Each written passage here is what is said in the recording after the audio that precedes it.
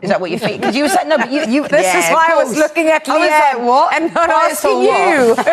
They'll be flying, won't they? They will, but I think this is a Liverpool side, again, like they're just really struggling at the moment. But Elland Road, the way they're playing at the moment with the 5 on the front foot, they have to do that exact way they played against Chelsea in this game. And we know you played at Elland Road. It's so hostile for teams to go there. And I think, playing the 2 up top, it'll be difficult for Liverpool. I think it'll be a difficult game. Yeah, especially as we mentioned, those 2 players up top, Calvert-Lewin and Nemecha, and then having a go at the Liverpool centre-backs as well. Do you think he goes with the same system? I do, because why would you change it at this moment in time? It's interesting because I love Virgil van Dijk, and I don't think it matters what team you support. I love a proper footballer, right? But he's been poor this year. Everyone's talking about Konate, but I think Virgil van Dijk, it's not been great. And I think that's been one of the biggest problems. When you're looking at your leader and he's struggling, that's when other players need to step up as well, right? Because obviously there's been talk about Mo Salah. He's been on the bench the last couple of games. And these are the champions of last year.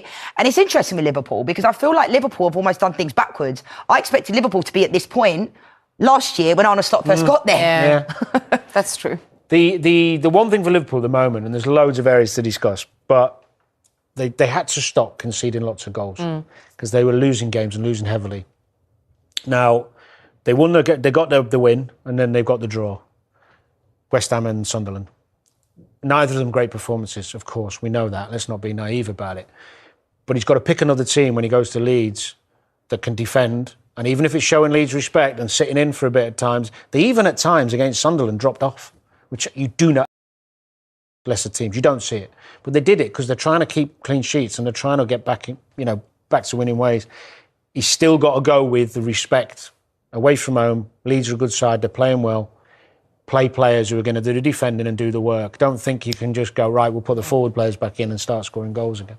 Well, Arne Slot believes his new signings are progressing well, noting clear improvements in their recent performances. I think there are also positives to take from the players we've brought in during the summer that I see they are getting more and more consistent in their performances. Florian's maybe the most obvious one, but I see the same with Milos Kerkez as well. Alex scored his first goal a game ago.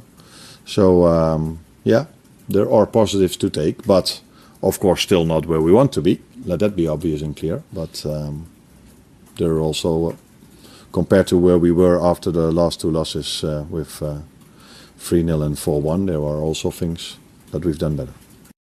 He's made some big calls in the last couple of weeks. Danny, I think the biggest one probably is Mo Salah. Obviously, yeah, most high profile. I think it was probably a week or 2 too late in some respects. Mainly because of the reasons we just talked about. Defensively, when he's not scoring and winning your games, you don't get much from him that way. Now, whether that's the manager giving him the freedom not to defend or not, I still feel as a player in games when his team was struggling, he should have given more defensively. And he didn't. Anyway, he's left him out, and I think rightly so. The big question is, when does he bring him back? I don't think yet. Because they still look vulnerable, and I think they need everyone on the pitch working in the same direction. And also, you're going to lose him anyway next, 10 days' time? Yeah.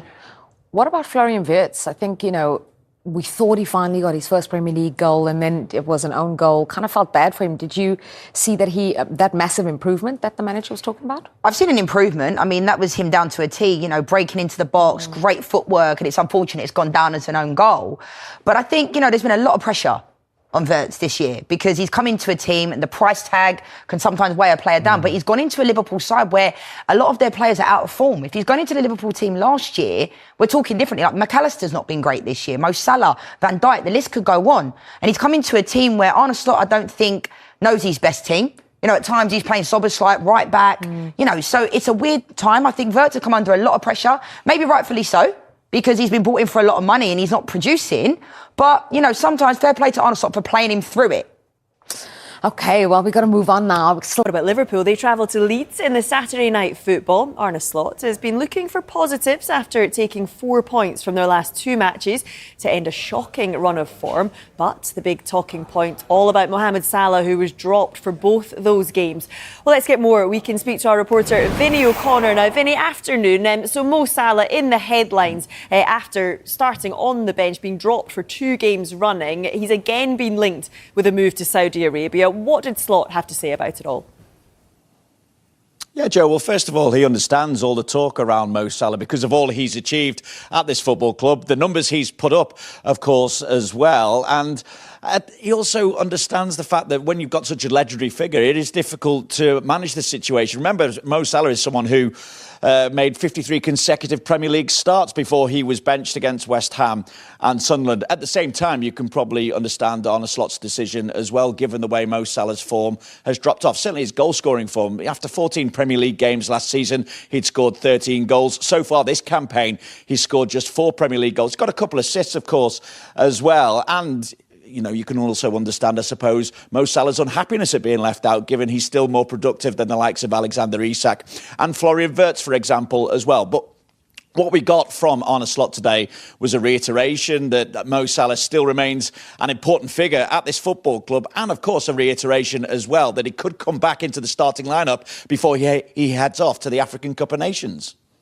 No, but I think for every player is in my mind to start a game of football, because we have so many good players, and Mo has been such an exceptional player for us. So he's always in my mind to either start or to come in.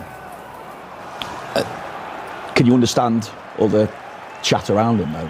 Yeah, of course. That's maybe he even deserves that, because he's been so influential for this club. And for me, and for his teammates for 6 or 7 years, I think already. So yeah, it's completely normal. If I don't play players that just came to the club, we're already talking about it. So then it's completely normal that people talk about it when he isn't playing. And then we mentioned Liverpool brought to an end their dismal run with that win over West Ham last weekend. Then it was a draw at home to Sunderland midweek. What did Slot have to say? What does he make of the current form? Yeah, he's still not where Liverpool want to be. He feels that they're not where he wants them to be, at least anyway. And you look at that dismal run that you speak of, the fact that they had 9 defeats in 14 games, all competitions, just 3 wins and a draw in that time, that draw coming against Sunderland as well. Remember, though, they went into the West Ham game having lost 3-0 to Manchester City, 3-0 at home to Nottingham Forest and 4-1 at home to PSV Eindhoven in the Champions League as well. So results this week, they've taken 4 points from the last 2 games with the win over West Ham and the draw against Sunderland as well. So that's a positive. Clearly, there are things that still need addressing. And Arne Slot alluded to that as well. They've been perhaps a little bit more solid in the last couple of games, but that's been at the expense of creating chances at the other end of the pitch as well. At the very least, though, this little mini unbeaten run, if you like, of 2 games, at least potentially gives them a basis, or at least the start of a potential turnaround in their season. It's definitely our first aim to come back to top 4, because we're obviously not happy with the position we are in at the moment. 4 points out of 2 games is different than the last 2 home games we've played, which we've both lost and conceded 7 goals. And in the last 2 games we were 1 deflection away from keeping 2 clean sheets. There are also positives to take from the players we've brought in during the summer that I see they are getting more and more consistent in their performances. Florian is maybe the most obvious one, but I see the same with Carragher as well. Alex scored his first goal a game ago. So yeah, there are positives to take, but of course still not where we want to be.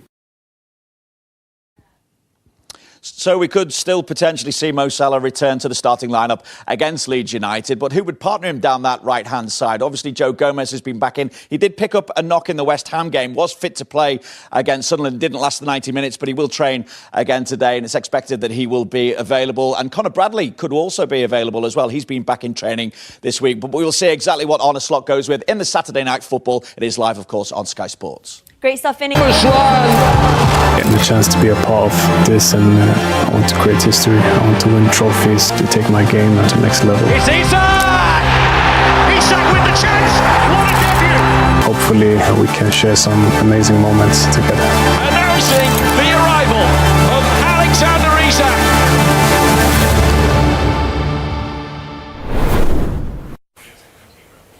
Welcome back to the second half of Premier League Friday. Now, after the big money move, Alexander Isak hasn't lived up to his billing just yet, but he did score his first Premier League goal for Liverpool last weekend. And today he sat down with our reporter, Patrick Davison.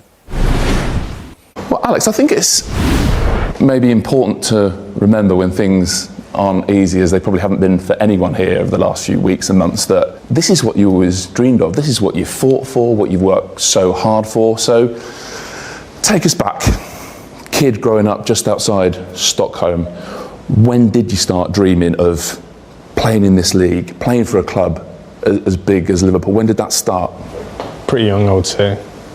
As any kid who loves playing football, you dream of making it to the big league. So yeah, I'm not sure what age, but pretty young. Yeah, and how determined, as you start to realise you've got some talent and maybe it's reality, when do you start thinking, yeah, I can do this, this might be possible for me? I think probably once I started playing in Sweden, in the Swedish first division. I think firstly you try to make it within your own country, and then you take the next steps from there. But yeah, I would probably say once I made my debut. And how determined were you? How hungry? How much, as a teenager maybe now, how much did you want it? No, I think football was the only thing I saw myself doing, and it was the only thing I wanted to do. So I think, yeah, very determined. And I think that's what you need to be to make it. At that age, you miss out on a lot. You focus on your training, on recovery, on next training, next game. So of course you had to sacrifice a lot that maybe normal teenagers want to do. But I think the way, if you really love football in that way, you're not really too interested in anything else anyway, so no, it's not too bad. So I guess when you dream of something like this, the dream is everything goes perfectly from the very first second, and obviously for any reality that isn't always the case. So maybe comparing how it's actually been to how you dreamt it, how difficult, let's be honest, how difficult has it been these first few weeks and months? It's not been easy, of course, individually and also collectively. It's not been, we've not had the best results lately. And of course, I wish more from me as well. So yeah, I think that's pretty obvious. But yeah, I'm trying to stay positive. We as a team as well. It's a really good group, and we just looking forward and trying to do better as a team. Yeah, so just picking up on what you said there, forget anyone on the outside, any noise. How much more do you expect of yourself? I expect to do much more, of course. I always do that, even when I do really well, I want more. So that's not a problem for me.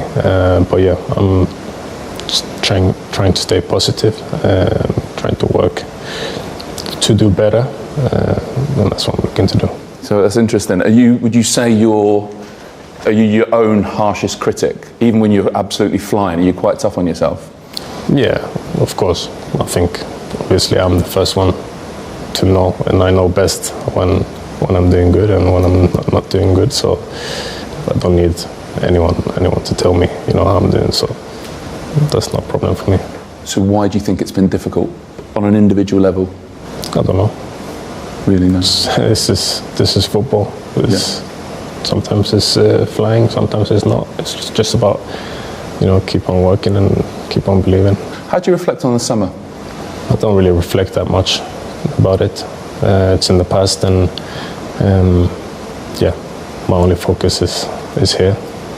So yeah, I think it's best to just stay in the moment. I wonder what impact it's had though, because me, most of the people watching this, we're not elite athletes. So if you have a summer like you had, I think a little injury, and then you miss a tour, you miss training, you miss games, in terms of being at your physical peak, so you feel confident, you feel good, what impact does that have?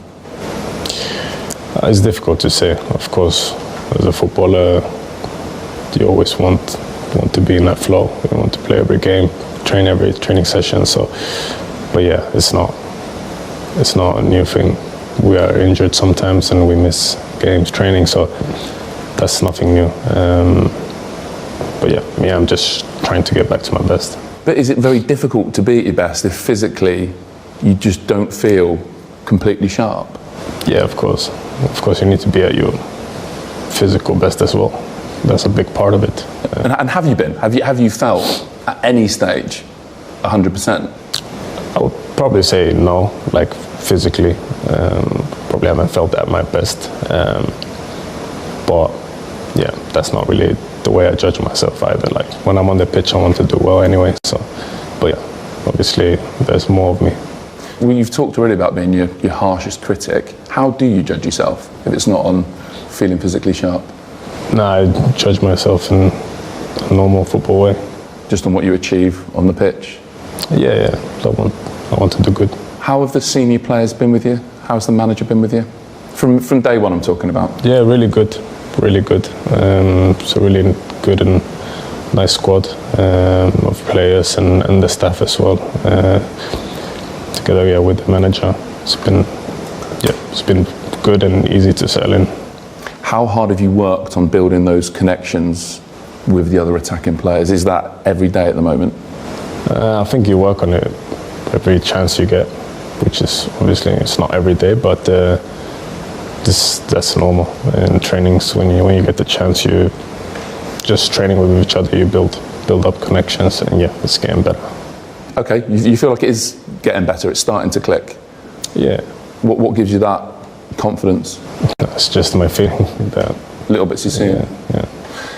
I reckon it was about this time last year at Newcastle that you found your very best form. You went on a really hot streak of 12 goals in 10 games. How did you get to that, Alex Isak? How did you find that form? If I had the answer to that, it would be very easy to play football. But it's not just individually, it's also collectively. So I think we need to find that form as a team as well. And then everyone obviously has to play a part in that. I guess it's worth outlining that this is just the start for you. You've only just begun here. Yeah. There's still plenty of time to make a success of this season, and of course your time at Liverpool. Yeah. Was you in a good place about that? Yeah, of course. And I think we as players, or me personally, I don't really evaluate the season at this time.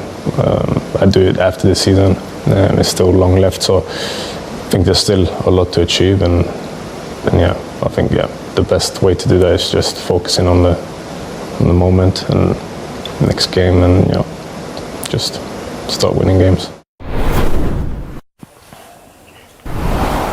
Patrick there speaking to Alexander Isak. I mean, boys, we were watching that just here, and I think even just, I know he got his goal, but even just his body language, something feels off, doesn't it?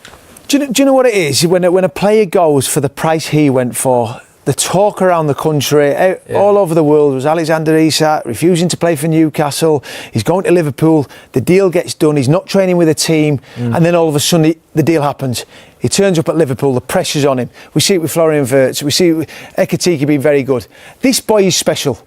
This is what we can't get away from. He celebrates there. That's his first Premier League goal for Liverpool. We can't all of a sudden in 3 or 4 months go wax lyricals about him last year, what he does for Newcastle, and all of a sudden he goes to Liverpool, and all of a sudden he's lacking confidence, he's lacking some belief. He's not in the team week in, week out. He's missed the pre-season. He's not getting any momentum to go, do you know, if I don't score this week, I don't score in the next game, I don't score in the next one, I'm still going to play. I'm a £130 million player. I am number one. Yeah. He's not number one. He might not be. Ekitiki's coming in. He's probably deserved to play more than Isak at the moment. So you're listening there with Patrick. It can be hard at times. Yeah. Play good and doing an interview. Easy when you're playing well, when you're winning football matches. Yeah. It's not easy for Liverpool players at this moment in time. Do you feel for him a little bit, Mario? Because obviously Alexander Isak is a player that no matter what team he plays for, you want to see the best players playing their best, and we know what he's capable with and seeing him like this is quite tough. Yeah, it's tough. It's also, you know why it's tough? Because if your team is not performing the way they performed, like before he came there, he knew Liverpool was a great side, right? And now the team is trying to get their act together again, and they're struggling in that sense. So sometimes when I see him play, it's also a lonely factor sometimes because you're alone. You don't know how they're going to supply you. They don't know how they're going to play with you because during the season, he's trying to get fit during the season. It's not like he did the pre-season, and you're fit when we start. No, he's now trying to get fit, and then you get an injury, so that doesn't help. You kick you back, and then you come back. So for him, what the feeling the feeling for him, what is very important, and strikers are very sensitive like that. When a striker does not feel good, you will not see him perform. So his feeling needs to come back and needs to have the trust and the belief again, and then he becomes something different again and something that we enjoyed when he was at Newcastle. Yeah. I think you look as well from back to front, Roman, and you talk about connections, and Liverpool will look, why have they had such a slump? They've spent £500 million.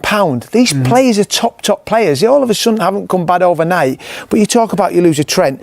So Konate has to make a connection with his right back. Kirkes is coming at left back. Virgil and Andy Robertson have been together all the way through, so they know what each other are going to do. You look at the attacking third.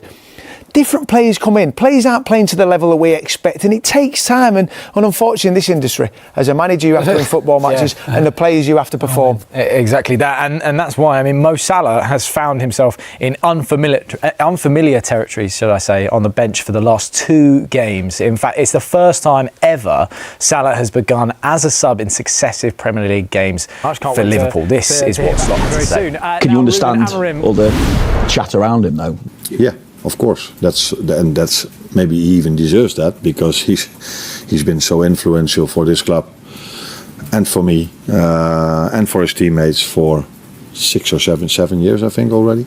So yeah, it's completely normal if I don't play players that just came to the club. We're already talking about it, so then it's completely normal that people talk about it when he isn't playing. Again, it's one of those things. I feel like we all watched that clip there of him on the bench. He's kind of got the snood hood thing up. You don't want to see Mo Salah like that. No, because you know what Mo is going through. Like, it's actually funny that we're talking about it. Literally coming in, my driver was from Egypt. Yeah. So you know what kind of passion he's going to give me. Yeah, of course. Disagreement he's going to give me. Yeah. So the thing is, what's very important for Mo, and what I see at him is like almost an embarrassment feeling. And I understand that. This is a player that played so many games, broke so many records, and done so well. And now he feels like, hey, I need some support too. And also, some say he plays on credit and stuff like that. And I could see when he came on, you could see emotionally that this was a different kind of type of Salah. It was like something was different, and I would love to see him back to what we know, what he normally does. But the feeling is just like the team. Now the key player now when I watch Liverpool is Szoboszlai. That's their key now. Yeah. Without him, a lot drops. It was interesting you talk about playing on credit there, because actually Virgil van Dijk came out this week. He came out after the game. He said, "Look, no player has unlimited credit." Yeah. He wasn't necessarily talking specifics. I mean, when you think about that, is Slot right to bench Salah? Do you think? Yeah, I think he was. I've looked at Mo Salah's performance, and for a long time since I've been doing this, all we've ever talked about is how well Mo Salah's done, scoring goals for the team, helping them win the Premier League last year. Yeah. He was so influential.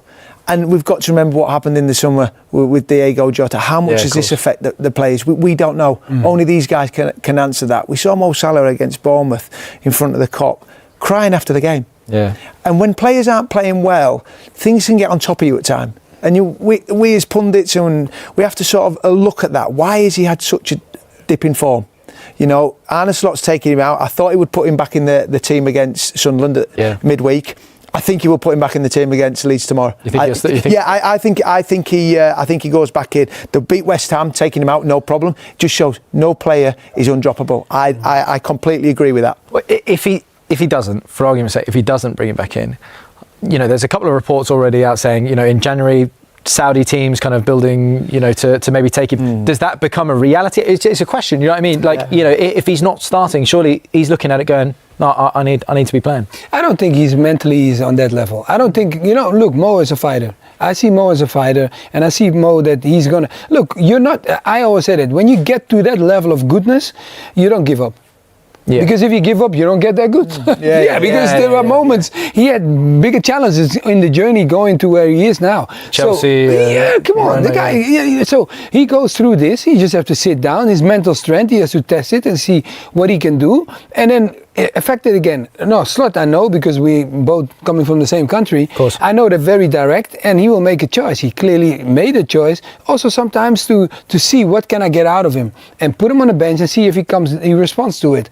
And now, like we talk about, like, okay, is he going to start? What is that? Look, last season, Mo didn't have to defend back that much. Now, the team needs it. It's not anymore like he was scoring after each other. But now you can see that he's running back a little bit more. He's doing more distance cover. It's more energy, is less productive in scoring the goals. So that's very important. So now we have to see, can we get the old Mo back? Because he should. The talent is there. Now it's just about the execution. Yeah, absolutely. Well, as usual on Premier League Friday, we want you to get involved in the show via our poll. So that question